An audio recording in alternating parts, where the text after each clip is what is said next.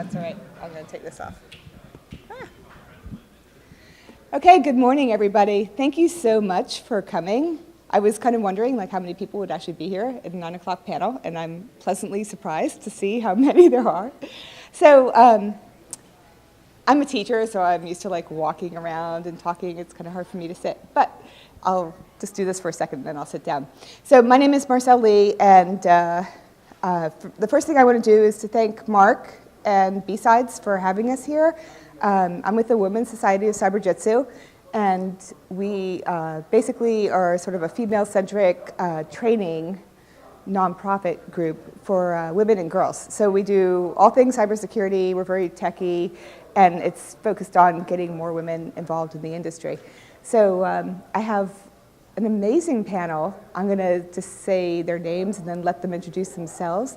But I have Matt Duran from Tenable, Lisa Foreman from Women's Society of CyberJutsu, our esteemed founder, Mark Covington, who is with Acevero Security Group, and Amelie, federal government, and various other things. And then Mark, of course, who is, I'm just going to say BSides, and you can say whatever else you'd like to say. So it's a panel. We're going to talk about some different things, but basically can talk a little bit about just sort of the purpose of this, why we're here, what we're trying to do, right? And what some of the problems are with diversity in tech, and what we see are some possible solutions as well. So it's epic fail and making progress, because we feel like there's a lot of good things going on, and we just want to talk about that a little bit more. So without further ado, let me have the panelists say a little bit about themselves and why they're here. And you can, I don't know if you want to hold it. Sure, pick up. Morning, everybody. Again, my name is Matt Duran. I work at Tenable Network Security. I am the recruiter there. I handle a lot of the R&D stuff, developers, some various security positions. But I have about 13 years of recruiting experience, mostly in the technology, a little bit of college recruiting.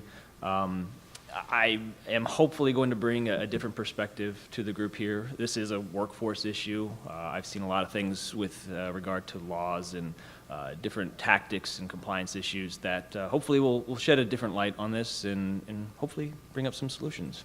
Yeah. Thanks. Lisa? Good morning, everybody. My name is Lisa Foreman-Gietz, founder, excuse me, founder and CEO of the Women's Society of CyberJutsu. As Marcel said, we provide resources to women to advance in cyber. We're a nonprofit pending status right now. It was just timely that I started the organization when I did, because there was another group out there that I wanted to join. So in the 2 years that we've been doing this, I've seen a lot of things that I think can bring perspective to our discussion today. So I'm glad to be part of this panel. Thank you. Good morning. My name is Mark Covington, and I'm with the CyberJutsu group. I'm happy to be here today. I work in the cybersecurity industry, and I'm also a teacher of 2 software applications at a school called Fortis Institute, something called hopefully I can bring my perspective to what's going on today. Certainly there are a lot of minorities, African Americans who are converted to the field, and hopefully I can shed some light on perspective in that. Hello, my name is Amelie Cran. I currently work for the federal government. I can't necessarily say where, but did the full stack of security stuff, so I'm here kind of as an information security professional, but also one of the roles I've recently stepped into is president of our agency's LGBT organization. And from that, I've been involved with developing workforce policy and looking at that across the federal government and how that's impacted hiring and benefits. And just being a tech person, I kind of bring in my concerns over hiring well-qualified LGBTQA type of people in the federal government, and how we can actually lead in the public sector as well as where the private sector is going.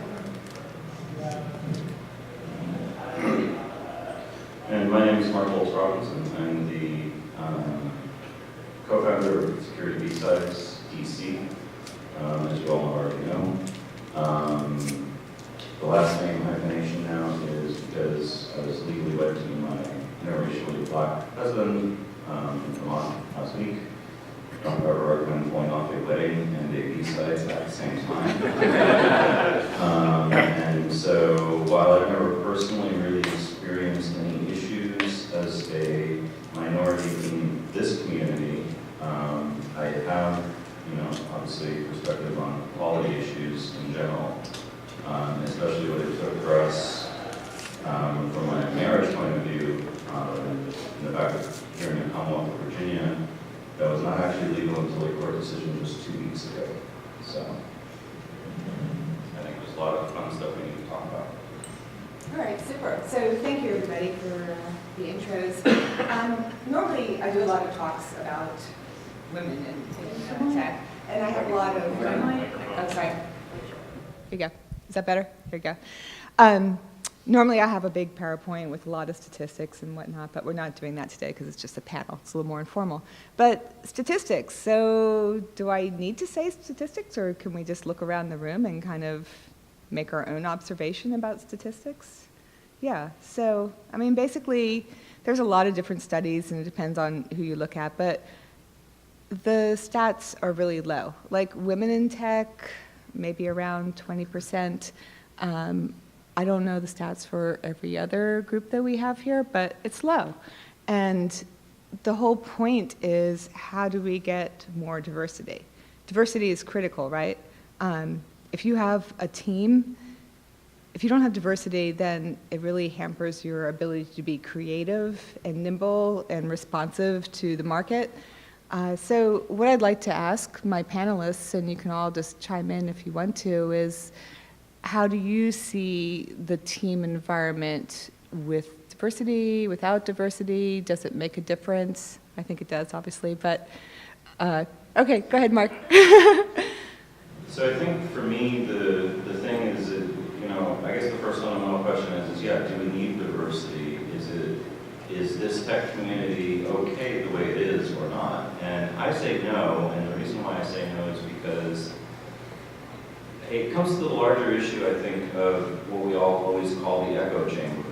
We're all always at these conferences, B-Sides and the Black Hat and DEF CON and everything, and it's the same people talking about the same things, and yet we never seem to really make a whole lot of progress in actually improving information security. We still always have the buffer overflows and the other stupid stuff that happens time and time again, even though some of us have been doing this for over 20 years. And I see the same things that happen today with like Heartbleed and everything else, and even like shell shock. They're all things that we were doing the same thing 20 years ago.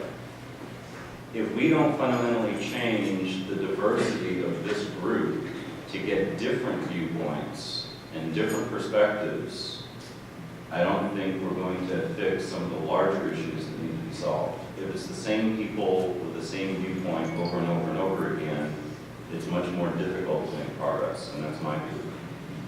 Thank you, Mark. Does anybody else want to comment? Lisa? So, I think the awareness is good. Awareness obviously makes people aware, right, that there's an issue if you didn't think there was one.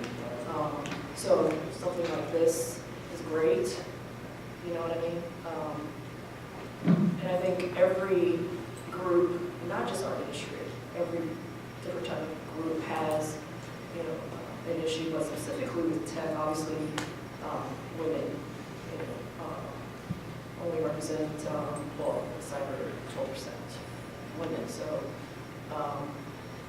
and ironically, we found that there's a lot of diversity among women, but just not among the general population of folks in cyber. So I think everyone's doing their part. It's going to take time, but if everyone's doing their part, it's like any major societal issue, it will change in the masses for the better. Yeah. So I think we're doing good. It's just, it's a big issue that not everyone thinks is an issue, but it's realize it is. So, kudos for this. Yeah. One thing to add. I talk about this a lot with my recruiting community. There's a lot of talk about it. I just don't think there's a lot of accountability added into it. And this is across the board, all departments, all industries. People want to be more inclusive of folks, but until numbers are assigned to it, and you never want to do that because then you start going quotas, and quotas are horrible when it comes to hiring people. It makes for more active discrimination than anything else.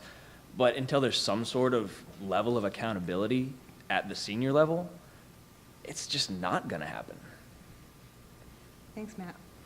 So whenever we talk about this, it makes me think of continuous monitoring, right? So continuous monitoring is a checkbox that people have to do in their organizations. Is anybody actually like looking at that data or whatever? Maybe, maybe not. So I feel like it's a kind of a good analogy for the diversity in tech thing. So like Matt was saying, you know, you can have a quota or whatever, check a box, but are you really making like a relevant difference?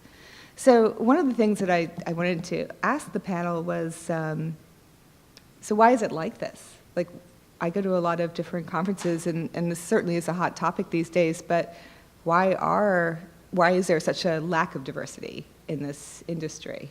I have some ideas about that, but I'd like to also hear what the panel has to think. Amelie? Yeah, so if you're a federal employee, there's a federal viewpoint survey that gets sent out, and they ask a lot of demographic information. Granted, it's all voluntary, but just recently they've requested information on gender identity and sexual orientation. So the federal government right now is getting, you know, how many years the federal government's been in a position to try to examine diversity, and they're just now doing it. The numbers have been enlightening, but it's one of these things of self-identification. So, you know, they're not necessarily breaking down in job roles, but, you know, one anecdotally, I was in a rotation at the White House this summer, and you know, I was hearing stories about folks not being able to get in the door in certain cases where their documentation didn't match their presentation. So you're missing out on getting good people in front of the folks who can actually make good decisions. So they're worried about the Secret Service not letting them in to give a presentation to the president or his tech council because of, you know, the institutional biases against that. So, you know, we need to kind of think about removing some of those roadblocks or the stigma along with that as well, and, you know, just looking at who we're hiring and you know, how they're being utilized within our workforce is, you know, is one step. Thanks. Anybody else? Matt? I'd like to say that having one of my degrees is I received an MBA from the University of Maryland, and also worked in the banking industry. I worked for SunTrust as a business manager for 20 years. And in coming into the cybersecurity business, one of the things that I see is that you look at the way corporations are formed. They're formed at the ground level. You know, a lot of the inventors, a lot of the people who put the companies together at the ground level tend not to be minorities. And when they bring on their staff, when they put together the presidents and vice presidents and different people in the organization, a lot of times minorities are not included in that. And as the company begins to grow, as it begins to expand, minorities tend to come in, but in trickles and droves. And so, you know, it's almost like, I want to say, a natural flow of things. You bring your friends and the people who help you in your startup phase. You bring them in on the bottom floor. And another thing that happens is that as your business begins to grow and as you begin to want to attract corporate capital, they tell you in investment banking, you need to go out and, this is just a term they use, they say you need to go out and hire the gray-head guys. These are guys who look business-like, they're conservative. You hire them to come on board to do your presentations for you and to give your company a certain kind of look and a certain kind of feel. So a lot of times that tends to be a minority perspective as well. But I believe things are changing, especially in cybersecurity, because cybersecurity people are kind of geeky and kind of weird, and they go in and do presentations, and they have on the wrong color socks, and mismatch everything, and business people don't know what to think of them. But in other industries, they kind of push the more conservative look. Thanks. So- Well, I'm sorry, go ahead, Mark. So in asking the question, why are we here in terms of why we lack the diversity that we see in the larger populace, I think part of that comes down to,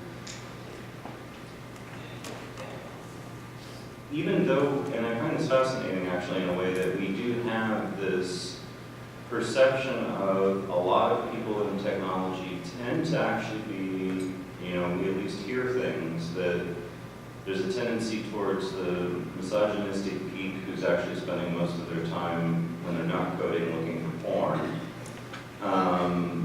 And there's an immaturity level to the geek or the tech as a stereotype, of course. It's a construct.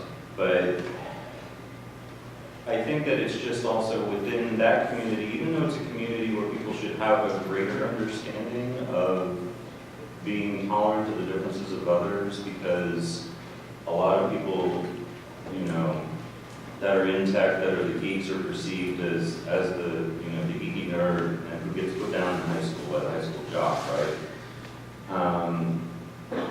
That even though you'd think that would make them more open, it doesn't necessarily be the case that you end up forming a clique of the like-minded people that is an even stronger barrier than it should be.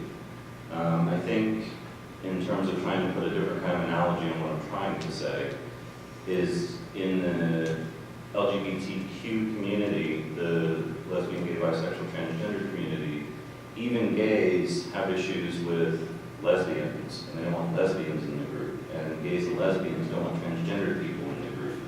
And a lot of gays, lesbians, and transgender people think there's no such thing as a bisexual person. So we tend to form these boxes and these barriers and these compartments that we like to be in, partly because it's safe. It's something that, I've got like people around me, and I think that's true in a larger perspective, not just in IT. And I think that's one of our biggest challenges now in terms of, as we look to overcome that, is how did those other groups do it? And I think it's in part because they kept having discussions. And people that finally put their foot down and said, you know what, no, enough is enough. We need to change this. And now it's our turn. Yes, thank you.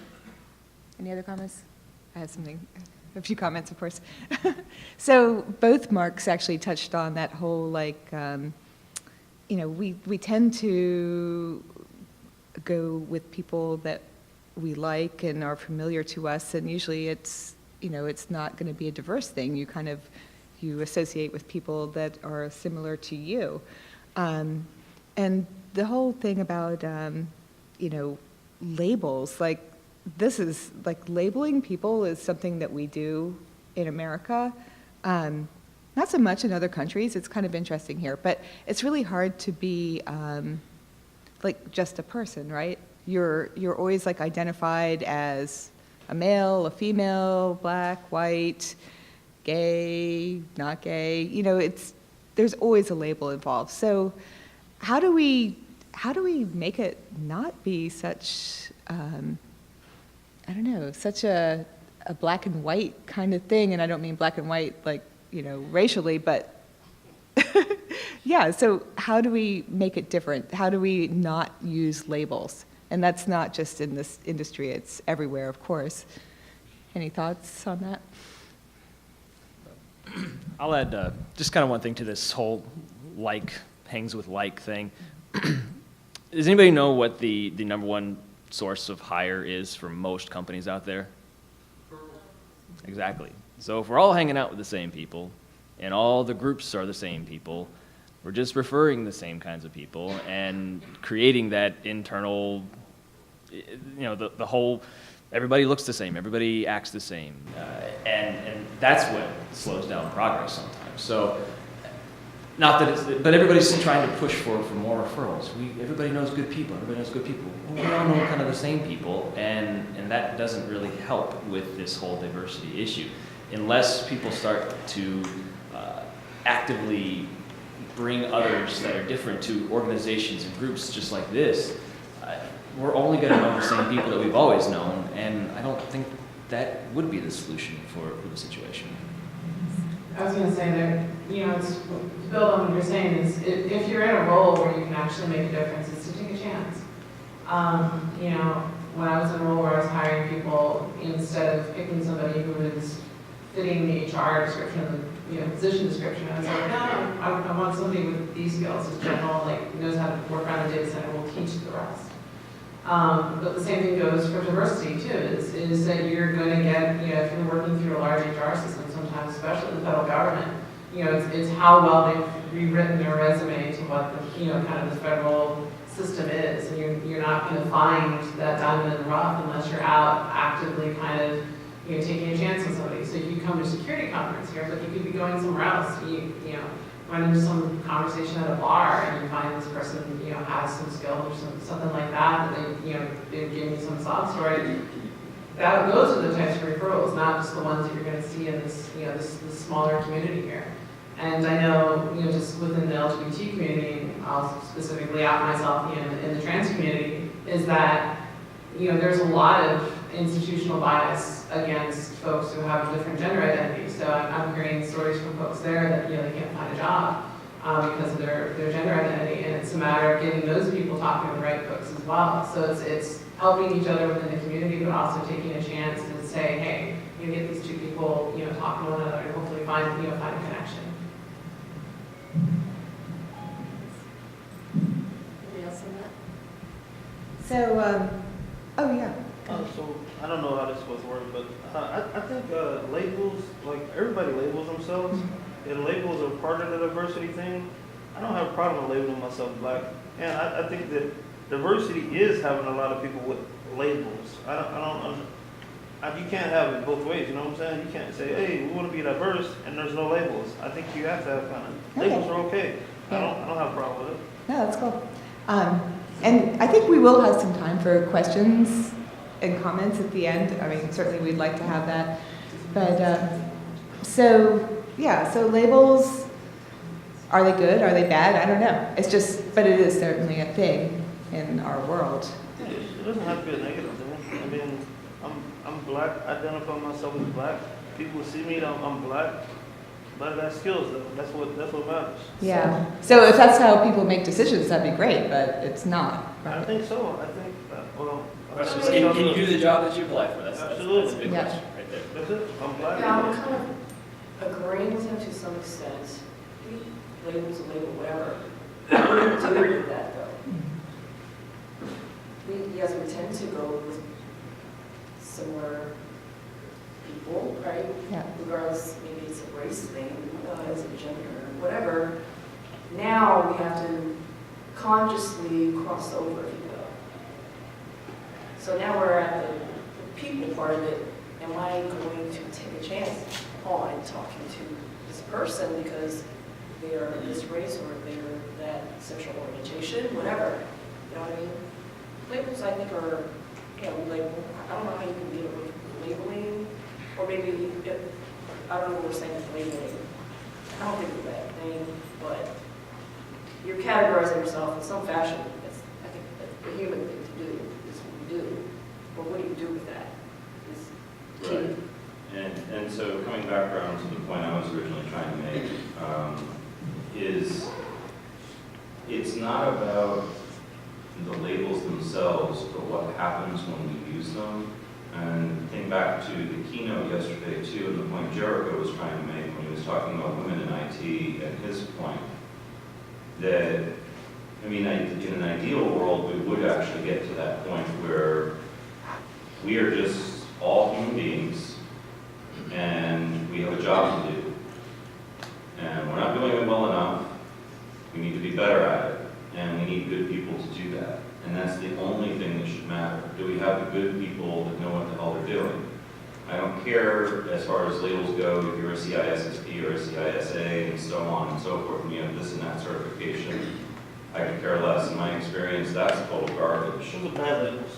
Yeah, so there are labels and there are bad labels. So, I mean, I have certifications too, but I know many people who don't, who have mad skills, who are awesome, and I know many people who do, who I wouldn't trust to, you know, even turn a computer on, much less do anything with it.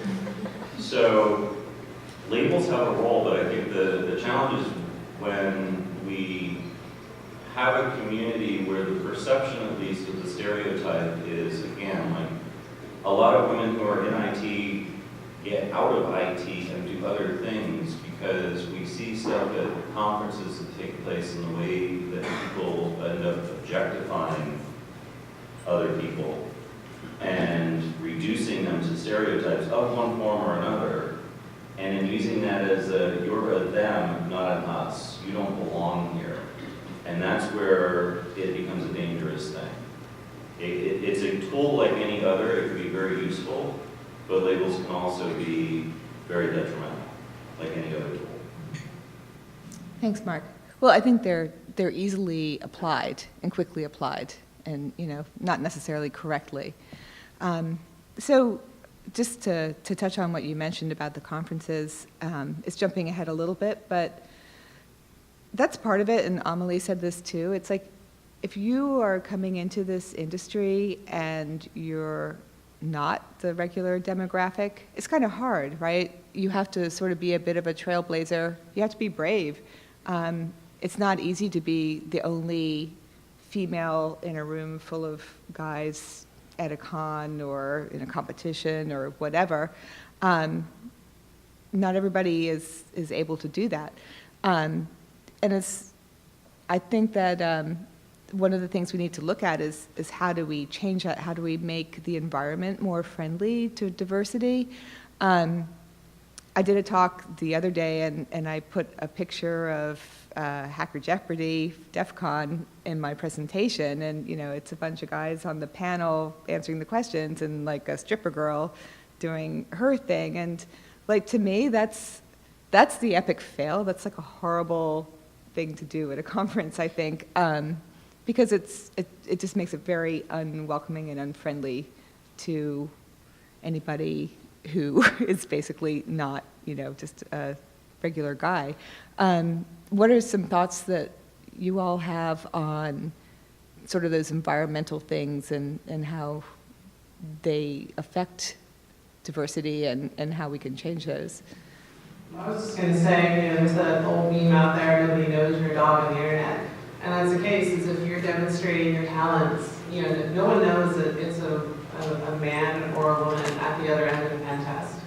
The idea is, what Mark said, it's about talent, it's about jobs, how you do your job. And unfortunately, it's, having those internal biases when somebody walks into a room and within a couple seconds, you're automatically judging them based on how they present themselves, if they're in shorts and a t-shirt, if they have long hair, they're bearded, unbearded, male, female, whatever.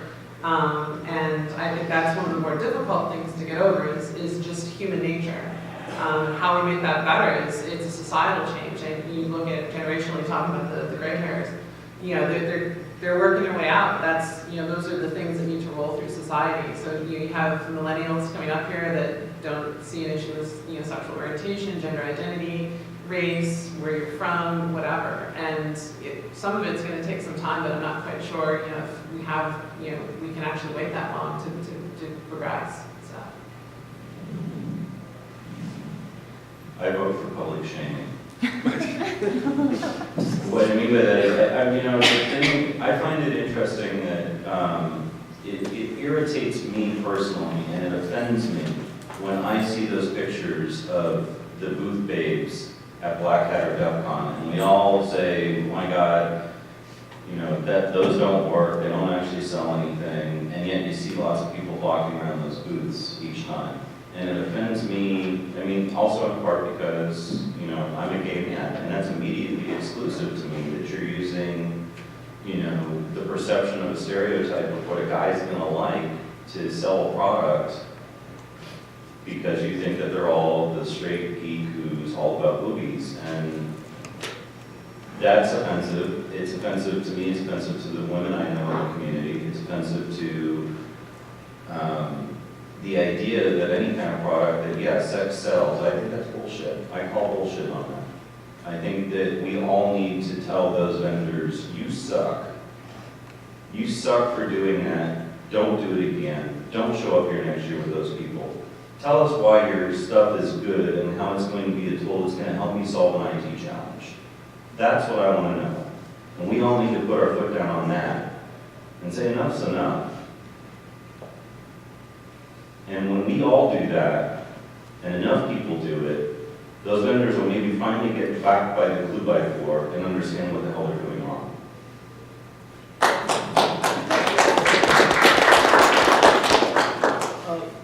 I think public shaming is a very thin line though, because you risk the backlash of alienating your group that you're advocating for. And I see it all the time where I totally agree that it should be called out, like conference organizers. All right. We're going to do questions after. Yeah, we'll do questions. But it's a dangerous thing, the public shaming thing. And I think it undermines a lot of organizations that are trying to do good work. I see it all the time, especially with the women are having a big problem now with that. They're calling stuff out, they should call it out, but then there's a huge backlash and it's ugly. And when the hate steps in, like that's the problem, where people are just hating on each other. And that's never going to be productive. So I had this idea that we would go to DEF CON specifically and have a booth with Chippendales, but I decided not to go that route because for that very reason. We have a point to make, but I think that's not the way we want to do it, right?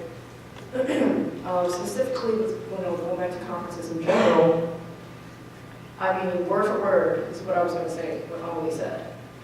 It's a societal thing, it's going to take time, we're getting there, the awareness part of it, but like I would never go to a con by myself. So let me just clarify. So when I say that was my public shaming was just I didn't mean it to be a statement that we need to be militant and hateful ourselves.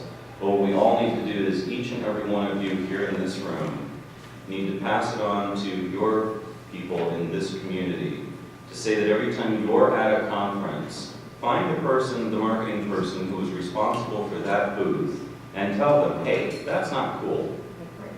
That's the issue that I want people to think of when I say public shaming, is just having a stand and saying something about it. And saying enough's enough. Stop that crap, it's stupid. I think if you come at it from a different angle, you might be more successful. If they're at a booth and they can't answer technical questions, why did you listen to this conference if they can't answer my technical questions about your product? I probably am not going to buy it now because I don't think that you're competent enough to bring technical people to this, to what you represent. Public shaming, get your point across, everybody's happy. The other thing is too, but besides the public shaming, it's the actual rewarding of those who do stick their neck out, that do the right thing. You know, they may not be 100% the most optimal tool or solution, or they may not be perfect, but if you're rewarding that they're making steps in the right direction in some form or another, or at least, mentioning like, hey, if you're in a position to say, yeah, they're doing a good job at this, the word gets out. So, and within the industry, it's all about money. So, folks who are following that, then everyone else, like sheep, are going to follow it. Yeah, and if even their salespeople understand their product, then I'm going to anticipate better support out of them after I buy it. Exactly. So, Jeff? Another approach, rather than doing it company by company, is let the conference know what's acceptable and what's not. And for example, info security, read expositions, 3 years ago, banned inappropriate attire. They said, this is a business conference, show up to do business. And it's still valuable, as a vendor, it's still very valuable, but there's conference, but there's less distraction. And if we could get that message through to UVM with Black Hat and to RSA and if you agree with those, make sure that when you say the Catwoman outfit's inappropriate and I don't want to buy from you because of it, you also let the conference organizers know. Because we're the ones that are spending money. So maybe we just head it off. Like I said, Info Security did it, and I have been a huge fan of theirs for that. Of course, it could be that that's a largely female-led corporation. So. No, but that's an excellent point. And, the way I think about it, so you all probably have like a daughter or a sister or a mother or some female person in your life, right? So would you take them with you? And if you wouldn't, why? Is it because it would be sort of embarrassing or uncomfortable? So just, that's what it's like for, for like me to go to a conference or whatever. Although I will say I have to throw this out there. The good thing about security conferences is that I never, ever have to wait in line for the bathroom, ever. Every other conference I always have to wait. We're full of yesterday, though. It's a good sign from BSides. Yeah, no, it is. And, I came to BSides, actually it was my first time last year, and I really didn't know anybody. I came with a buddy of mine, and I don't remember there being that many women here. And I did meet a few people because of the Ladies LunchCon meetup, which is a great idea. But I feel like this year it's a lot more diverse than it was last year. And I'm going to think that that's something to do with the organizers. And I'm also going to hopefully think that it's something to do with just how the industry is changing a little bit. And everybody that I talk to, one-on-one is so open to this discussion. So, it's not like a pointing a finger at anybody, but it does take a collective effort to make a difference. And like we're saying, tell the conference organizers that what's acceptable and what's not. So just on the whole topic of filling jobs, so everybody knows, I think, that there's a scarcity of technical people, right? There's companies that have tons of jobs open, they can't fill them. If you don't open your pool, and you were saying this, Matt, a little bit, open it to everybody, then how are you going to fill all those positions? So how can we think differently about filling jobs? Because I know a lot of people who are looking for jobs in this industry, and there seems to be a bit of a disconnect. How do we get people in seats and hands-on keys doing things, regardless of their gender or orientation or color or anything else? Any ideas or thoughts on that? So Cisco came to us wanting to have us come out to one of their retreats to speak to their senior staff on how they could bring diversity into their hiring. It didn't happen, but they're aware of this issue. And what I was going to tell them, as what I tell every opportunity and talk that I do, is that let's look at the people side of things.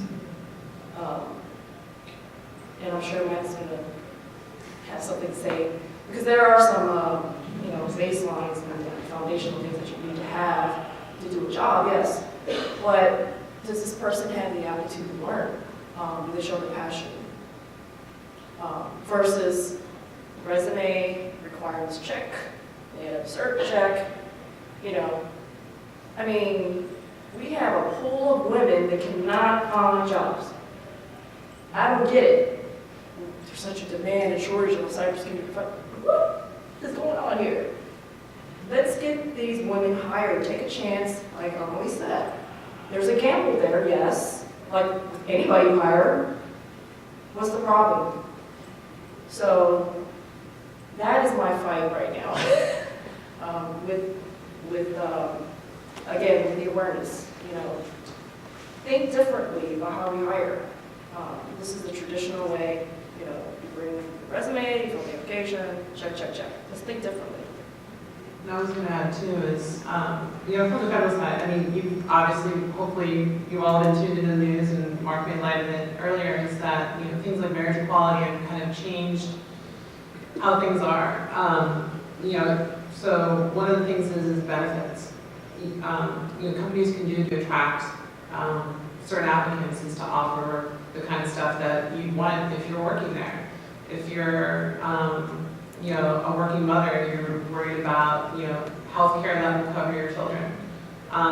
If you're LGBT, you want inclusive healthcare. Right now, the Human Rights Council tracks in the Corporate Equality Index several categories of, if an organization has an inclusive employee policy, if they have healthcare that covers transition costs for transgender individuals, as well as same-sex spouse coverage.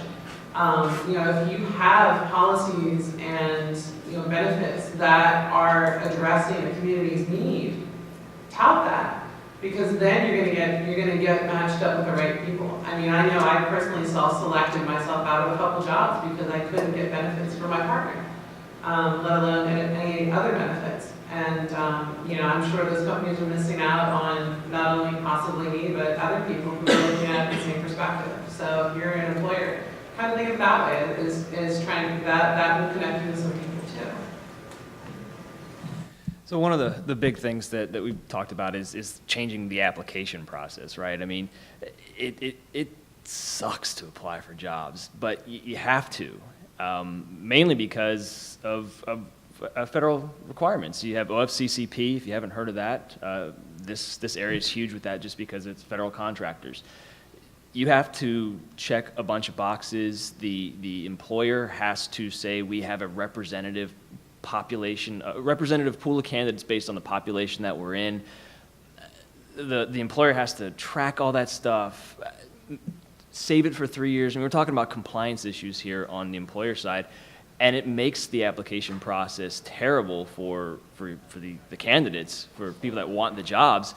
They can't even fill out the application because it takes 45 minutes to check all these boxes to say things.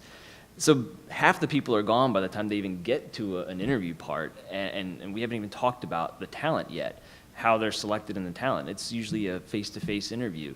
Changing the application process to do more skill-based functions, a coding test, do a pen test on something, show the skill set before you even show who that person is probably one of the best ways to do it, but not a lot of folks are doing that. A lot of technologies out there right now that companies can actually use to do that on the front end. I think Facebook does a lot of stuff with challenges. There's a lot of big companies that do that. But it's going to start getting better for smaller organizations. But there's one industry that a friend of mine named Kathleen Smith, she's huge in this area for veteran hiring and things like that. She gave me a great analogy of an industry that's actually improved their selection process in diversity issues, and that's the music industry. If anybody's ever played an instrument, selection for an orchestra or a symphony, they go into a room, they have their instrument, there's a curtain between them and the judges. All you do is hear what they're doing. You don't see them. You barely talk to them. It's about pure talent. And I think we get in the way of that with compliance, checking boxes, making sure we're doing everything right. You have to do everything right, but then there's no way to actually assess the talent of everybody that actually could be qualified for that job, because there's built-in barriers to just getting to that point. I think that it's an interesting thing that we also, and I think it's also one of the pitfalls for information technology in general, and especially for a lot of the folks here that have been in federal framing at the time of the disaster that I personally view as FISMA, where we also have these checkboxes, and you have them in the hiring process too. And a lot of organizations have that. Like, do you have a bachelor's in computer science? Check, yes or no. If you don't, boom, you're done. You're out. You're gone. Do you have a CISSP or a CISA? No? Boom, done, you're gone. And so we have the wrong checkboxes too, I think, as part of the challenge. Just as we have like checkboxes like when the first PCI DSS standard came out for credit card stuff. Do you have a firewall? Yes, check. It's sitting over in the corner of the box. We haven't even put it in the rack yet, but yes, we have a firewall, sure. Great, you have a compliance requirement that's absolutely worthless. If I were to actually try and get hired today in technology, unless the employer employer is willing to take experience of my 20-plus years of doing this, I would not have a job, because my degree is in German. It's not in IT. I never had a degree in anything related to computer science. It's all German. I can tell you stuff in middle high German, but and it has nothing to do with what I do today. It's my skills. And so long as we have the wrong checkboxes for those requirements too, we're still going to have issues. We need to somehow get to that, as Emily was saying, point where it's about taking that chance on that person who doesn't have all those checkboxes and letting them get far enough in the process. Because personally, I think, have any of you tried to use Taleo.net or any hiring process that's tried to use that site? It's a freaking disaster. Could some of you go work for them and fix that stuff? Because personally, I think if you make it all the way through to the end of one of those and successfully submit a resume, you should have the job immediately, because their site's a freaking disaster. And as long as we have that kind of stuff, that's going to be one of our problems.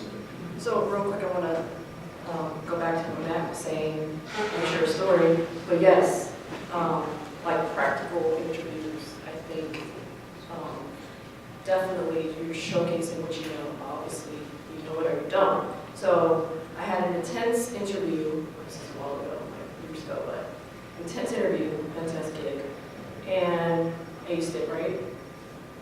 And a buddy of mine worked there, referred me in, so I didn't have to go through the application process and all that. It was known they do practicals, so I was like, yeah, go do my lab and get this job.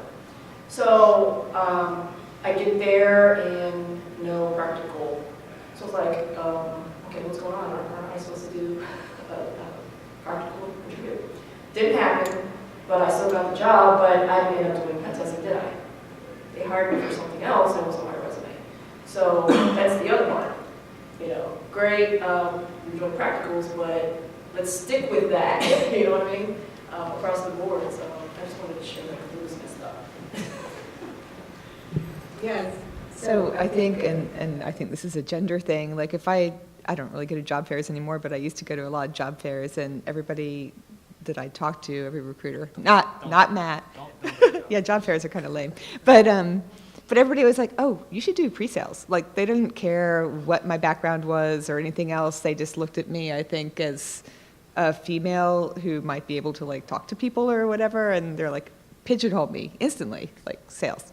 And I am, like, the last person to be a salesperson. That's, like, not my thing at all. But I was really frustrated by that, because I was like, why are people always pushing me towards that job when it's not at all who I am or what I want to do?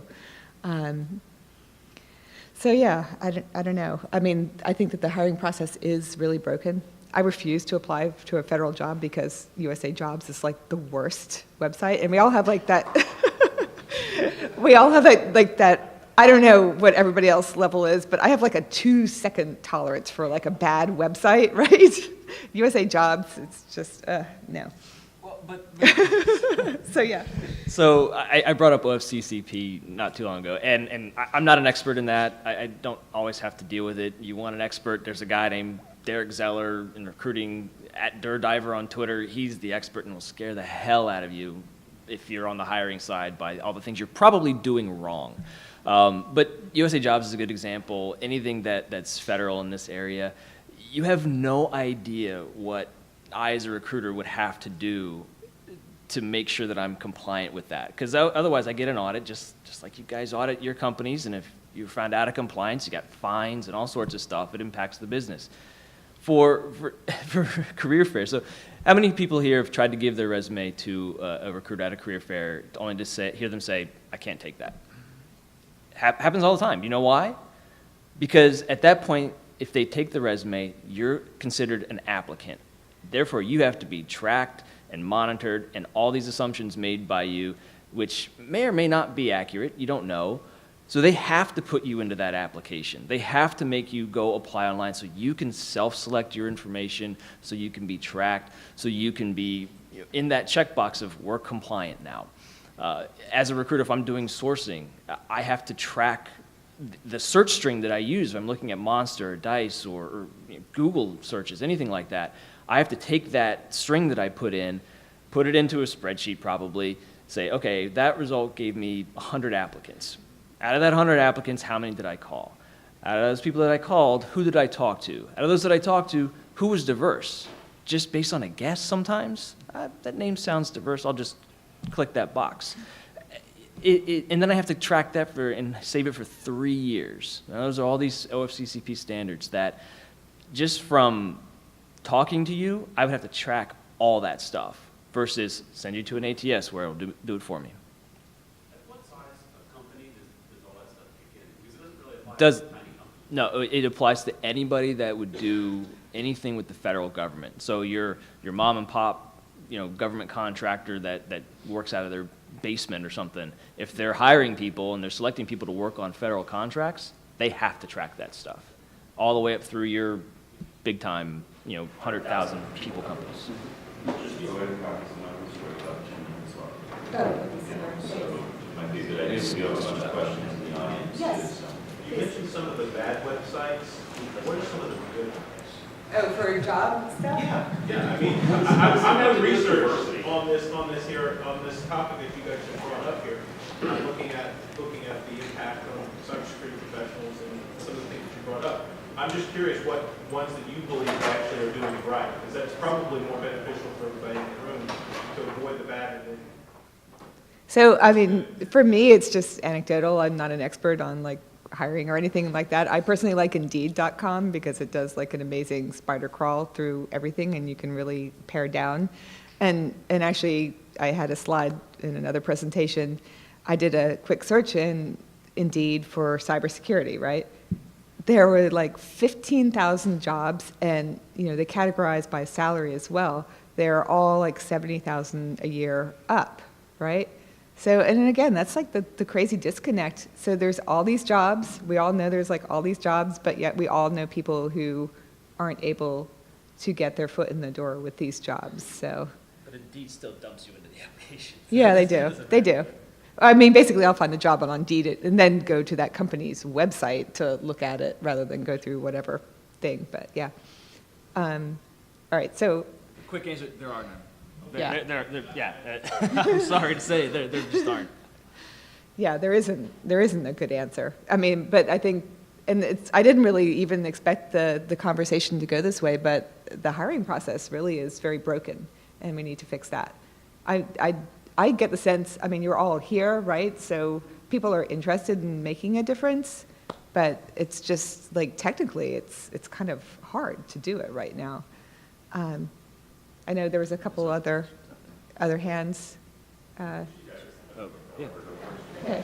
Yeah, so hi, this is an excellent discussion. I am actually a professor of information systems and cybersecurity at Howard University, so I see many of these areas of discussion that you're just talking about and the impact and things that are wrong. And there is actually a lot being done. And I do research on STEM and cybersecurity. And I guess my question would be, is we've spoken a lot about things that could be improved.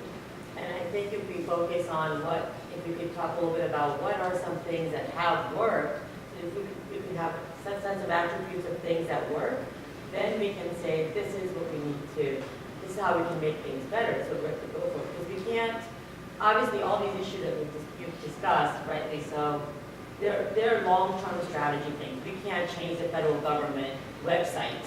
That it's not in our realm of influence right now. So if we could just talk a little bit about things that you have seen, and this is what we talk a lot about in the classroom, and what I write on, I do research on this side. What works, and what timeline are we talking about for it? Yeah, so that's a perfect comment, and I feel like we didn't really get to the making progress part, but we are making progress. What we do at Women's Society of CyberJutsu makes a big difference. We're getting women and girls involved in cybersecurity from a very technical standpoint. And it's, by the way, we are like a nonprofit pending. We're always looking for sponsors, people to conduct workshops. So I'll just put that little shameless plug out there.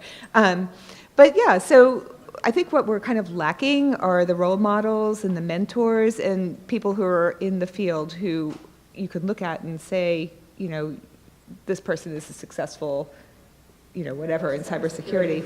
Well, I guess my question is more on what does work and what impact has it made? Right. So you could say, we tried this conference and we were able to convert, we were able to have 5 young women choose this as a field. We've had, like in my classroom, I've converted, let's say, 3 people to become IS cybersecurity majors every semester. So I guess my focus is more on, the question is, what has been done that you've seen that's actually said, this has changed the career path of 5 minorities or 2 women or et cetera? Okay, so like actual metrics. Yeah, well, so there's a couple things, right? I mean, so the solution has a long tail, right? You're talking about young women, maybe I have a 5-year-old, right? I'm having her do blocks and Legos, and, you know, I'm trying to get her, so that's a long, she's not gonna be in the workforce for another 15 years, right? So there's a long tail solution to that. The shorter tail solution I've seen, at least in some things that I've observed, is internal groups and associations. So just informal groups, women in technology. But just don't keep it to women in technology. Include everybody, so that way that message is shared. So small groups inside of the organization, which then begs the point of there's no role model, there's maybe no leader. So you have to find that one person that could actually step up and say, yeah, champion it, exactly, and be that person and help create a leader if one doesn't naturally exist. But informal groups inside of larger organizations have worked. Small organizations, it's tougher. And that's where some of the more exciting jobs and things like that can happen, is in smaller companies. There's a lot more opportunities. But it's a long tail solution that's going to take years to fix. There's not enough people in the short term to say that there's something you can really put as a concrete solution to it. But just the awareness, talking about it, getting an informal group together to really be that voice within the company for that type of conversation. I was going to say too is the mentorship aspect, lead by doing. For the visibility for LGBT folks is a big thing that kind of within that community is knowing that the new federal CTO is a very out lesbian. The fact that I was probably one of the very first trans people to work at the White House as a civilian employee. I have people in the community that are actually now reaching out and looking up to me at this point. And it's one of those cases is that sometimes you yourself have to take that chance to be that visible thing, and then be willing to turn back and look at the community and help people who are needing that. And that's what I've seen is just trying to be an inspiration, or if you're the first, as Barnaby Jack said yesterday during his history thing, that there was a lot of people at GCHQ that did stuff that they couldn't tell about it until somebody in the private sector worked it out for themselves. But it's looking for and connecting folks who are out and about and can be seen as role models and making sure people are connecting. I got a question, yes, over there, in the brown jacket. Hold on, I got it. Oh, sorry, all right. So, first, thanks for doing what you're doing, for advocating on behalf of the groups that you advocate for, the places you can. I think that's great. We all need to do that. My daughter's 13 months old. I'm advocating on her behalf at home. She's already like up to 80 words per minute. It's pretty badass. But I have to ask a question. Over the past hour or so, there's been a couple of comments that I think ignore something. Look around the room instead of talk about statistics. Everybody in this room needs to, talk to the vendors at the booths. I looked around the room a couple times, and I think there's more conference attendees at the Starbucks line upstairs than there are in this room. Certainly more than there were at 9 o'clock session yesterday or any other session yesterday. Maybe it's the size of the room that's stealing that, but I'd like to know what the panelists think about that particular observation. So I think, as the organizer of this BSides, I think a couple of things. One, I think by having this panel, and also I took a fair amount of care when I wrote our principles statement that we have on our website. It drew from a bunch of things that were talked about at other BSides and such. that helped, I think, change the vibe of this BSides in particular, I think, where this does seem to be, in general, a more open and inclusive community as far as InfoSec cons go, compared to the whole of everything I've ever been to, whether it's RSA, DEF CON, and so on.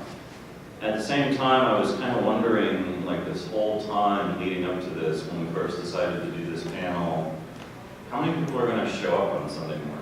And what kind of group are we really going to get? And I think for the size of the number of attendees we have here, which so far is, last I checked, was around 640 for this BSides. I think it's partly the size of the room. I am a little disappointed. I was hoping for a little bit more. I do know that a lot of people were having fun drinking last night, and so Sunday mornings are always a bit more of a challenge. Middle of night. Our Sunday morning panel last year was also a much smaller populace than the keynote and such on Saturday. So I wasn't expecting the full house, but at the same time, I certainly would have liked that there had been more people here. So I'm kind of mixed, personally. I thought last year we had less people, honestly, from memory, so I think we're doing a little better. Yeah, I'm very happy with the turnout. I'm glad you all actually came to talk about this and hear about this. This is where the public shaming comes in that we talked about. We also offer free breakfast, so. I was going to bring parties, but the bar was closed upstairs. Anyway. So a couple more questions, because we're gonna have to wrap up soon so that the Marriott can reset for the next sessions. Yeah, we have one. I apologize, excuse me, hi, I'm Buddy. So I apologize for the length of the question. I really wanted to set what I'm trying to say anyway. Different scenarios have different opportunities for being effective. I feel that sexualizing and subjectifying people benefits businesses or it gives perception it benefits businesses and reaches certain demographics. And it's a tactic people have used and they believe it works. I think because it's difficult to prove a negative. It may be nothing, but it may be something. Giving the appearance, like you said, shaming people, or like, shaming people because they're drawing a crowd for the wrong reasons. In a technical industry, like anything, like I wouldn't say anything, but like mechanics, IT, architects, or what have you, maybe on the other end of the spectrum. Like modeling of men, they're very different. They have their what they're looking for.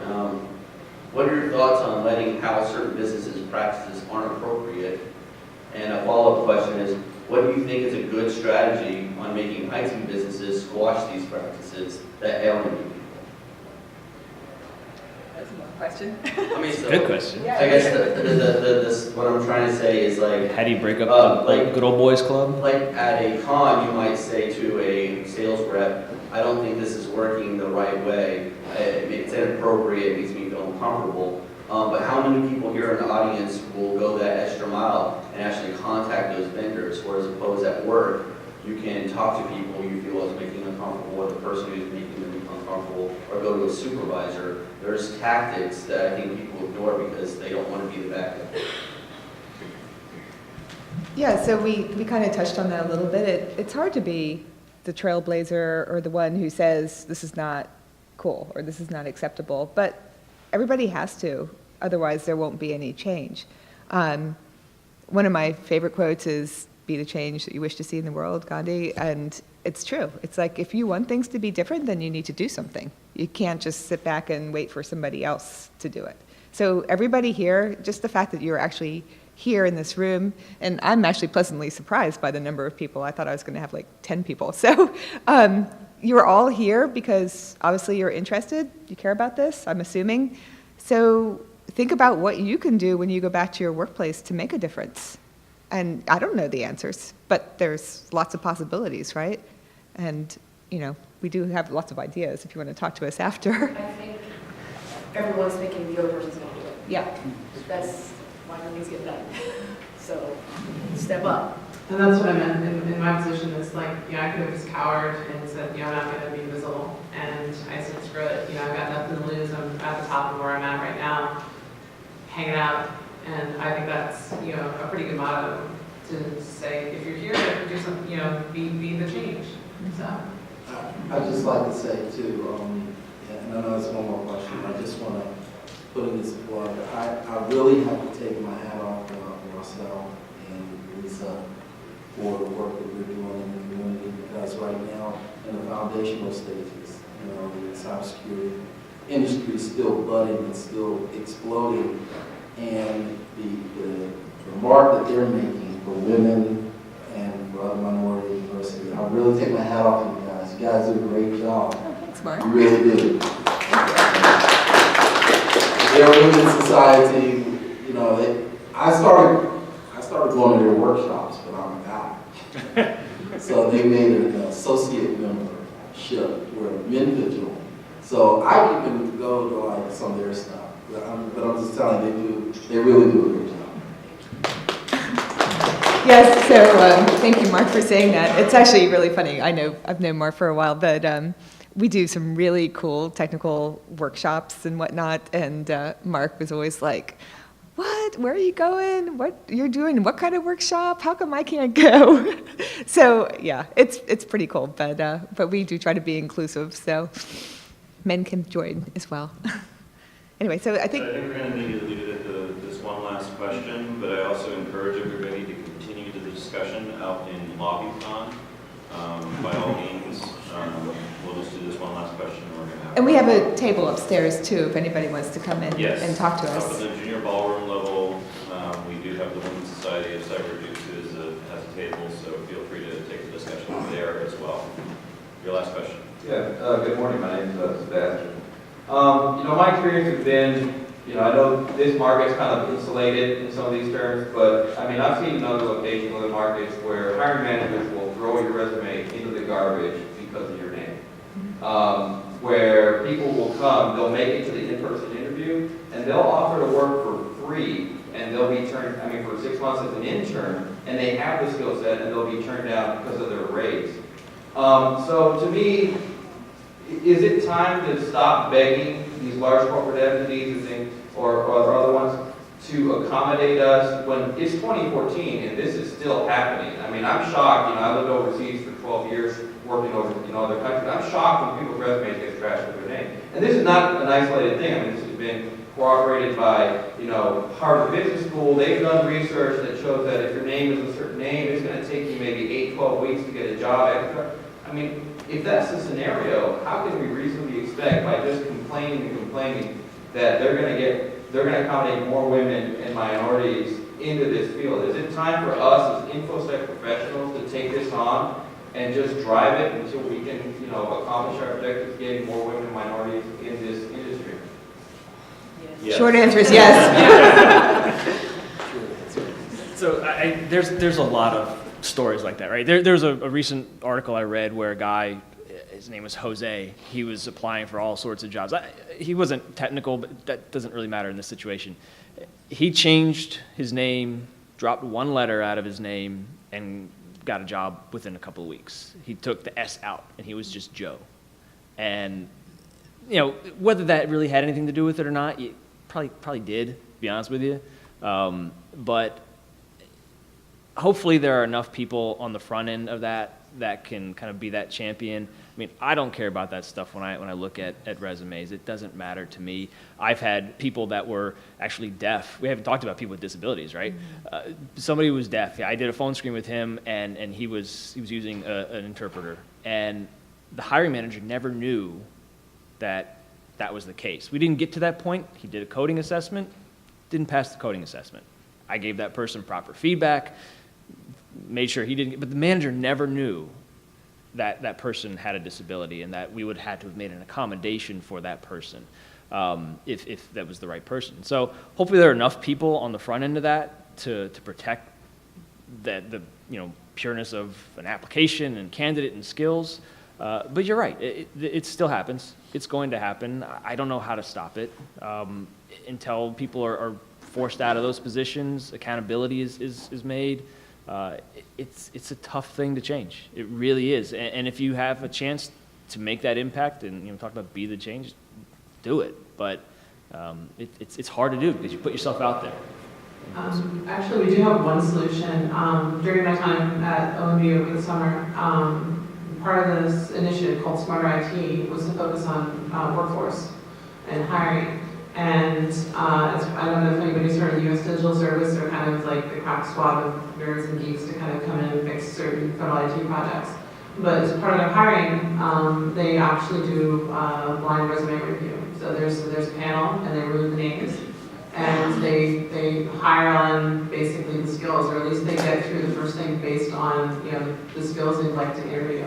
It's been relatively successful. I have my own personal views on how the team's made up, but that process has definitely kind of been streamlined, and it's at least being piloted.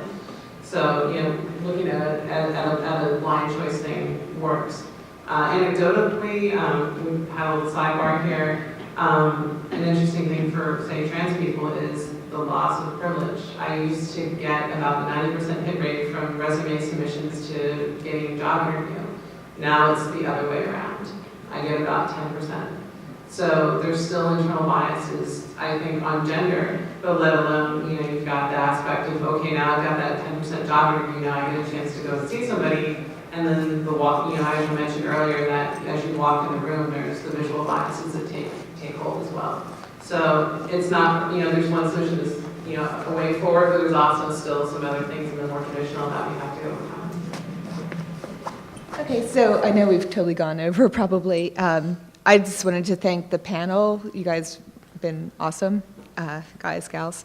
And thank you very much to the audience for coming. Totally appreciate you being here, 9 o'clock, without a Bloody Mary. That's where I'm going next, I think.